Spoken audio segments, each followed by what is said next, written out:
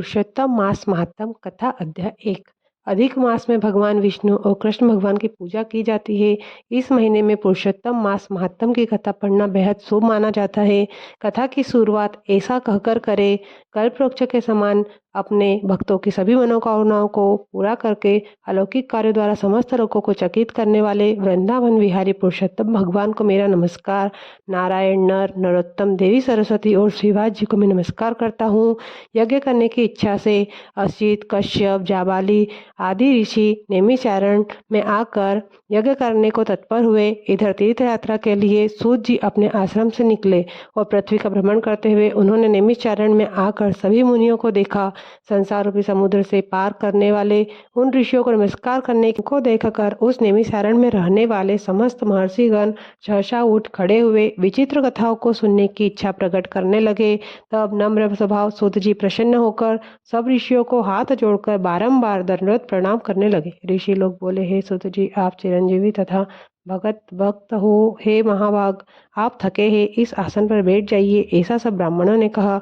सूत को सुखपूर्वक बैठे हुए पुण्य कथाओं को सुनने की इच्छा वाले समस्त ऋषि यह बोले, हे सूत जी, आप भाग्यवान हैं। भगवान व्यास के वचनों के हार्दिक अभिप्राय को गुरु की कृपा से आप जानते हैं।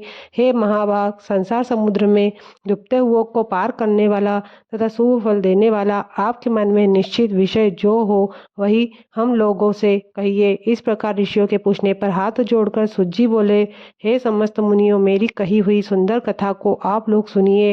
हे विप्रो, पहले मैं पुष्कर तीर्थ को गया, फिर वहां स्नान करके ऋषियों, देवताओं और पितरों को तर्पण आदि से तृप्त करके फिर प्रतिबंधों को दूर करने वाली यमुना के तट पर गया। फिर क्रम से अन्य सभी तीर्थों को जाकर गंगा तट पर गया और फिर नारायण का दर्शन करने के लिए बद्रीवन गया। नारायण का दर्शन कर वहां तपस्वियों को अभिनंदन कर पुनः नारायण को नमस्कार कर और उनको स्तुति कर सिद्ध क्षेत्र पहुंचा। इस प्रकार सभी तीर्थों में घूमता घूमता फिर हस्तिनापुर में गया। हे द्विजो, वहां यह सुना कि राजा परीक्षित राज्य को त्याग कर बहुत ऋषियों के साथ परम पुण्यप्रद गंगा तीर्थ गए हैं और उस गंगा तट पर बहुत से सिद्ध सिद्धि है और ऐसे योगी लोग और देवर्षि वहां पर आए हैं। हे द्विजो, उस समाज में कुछ पूछने की इच्छा से हम भी गए। वहां ब्रह्मस्वरूप भगवान महामुनि व्यास के पुत्र बड़े तेज वाले श्री सुखदेव जी आए। उन 16 वर्ष के योगी राज संघ की तरह कंठ वाले, बड़ी पुष्ट कंधों की संधि वाले, अवधूत रूप वाले ब्रह्मस्वरूप सर्वांग धूल रमाए महामुनि सुखदेव को देख सब मुनि प्रसन्नता पूर्वक हाथ जोड़कर खड़े हो गए।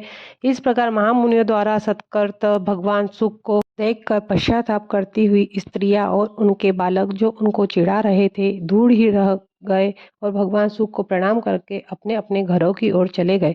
इधर मुनि लोगों ने सुखदेव के लिए बड़ा ऊंचा आसन बिछाया। यहाँ बैठे हुए महामुनि व्यास जी के पुत्र सुखदेव ब्राह्मणों द्वारा की हुई पूजा को धारण कर तारागणों से घिरे हुए चंद्रमा की तरह शोभा पा रहे थे। इति ब्रह्मांडार्धे से पुरुषोत्तम महात्मने प्रथम अध्याय समाप्त।